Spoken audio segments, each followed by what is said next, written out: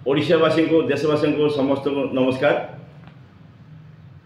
मोर नाम डॉक्टर मोहम्मद कांताराव, नवभारत निर्माण सेवा पार्टी राष्ट्रीय अध्यक्ष।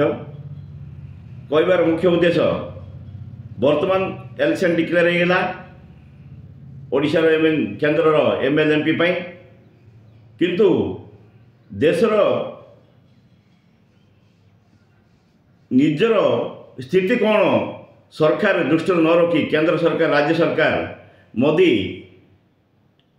वर्तमान नरेंद्र मोदी आसंता जनवरी 22 तारिख रे श्री राम मंदिर उद्घाटन करछंती, किंतु ता पूर्वर ओडिशार पुरीर श्रीमंदिर परिक्रमा प्रकल्प माध्यम पुरी मंदिर आसंता जनवरी 17 तारिख रे ता पूर्वर करने जाउछंती।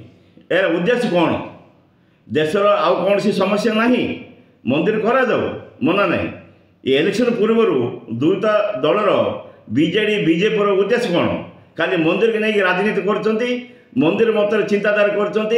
ए देशर समस्या कौन, लोकंकर समस्या कौन, दरदाम बुड़ी जाउछि, आउ देशर सबु कंपनी गुड़ा बिकी जाउछंती, सबु संस्था बिकी जाउछंती, किंतु चाकरी क्षेत्र हो, बेकार समस्या क्षेत्र हो, शासी क्षेत्र हो, कौन सी कंपनी नुआ तैयार करने विषय छाड़ देकरी एबे मंदिर मस्जिद मतरे एमाने आगु जाउछंते। आर उद्देश्य कौन? लोक कौन ग्रहण करेंगे? यही राजनीति ठीक नहीं।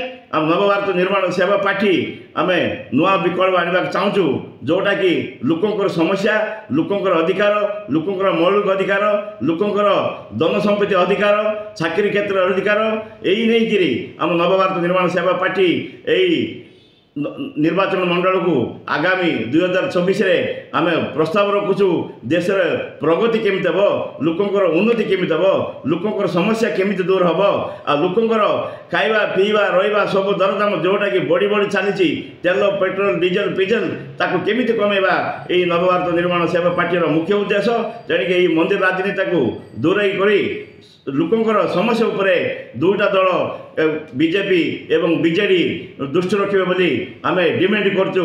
एटी कोई नवभारत निर्माण सेवा पार्टी प्रस्तुत लोकंकु देउछि जे आगामी दिन में जेमिति देशर प्रगति हो पार, लोकंकर अधिकार जेमिति पाई पारिबो ताकु डिमांड नहीं करी नवभारत निर्माण पार्टी आगामी निर्वाचन मंडल रे आगु जाउछि। धन्यवाद, नमस्कार।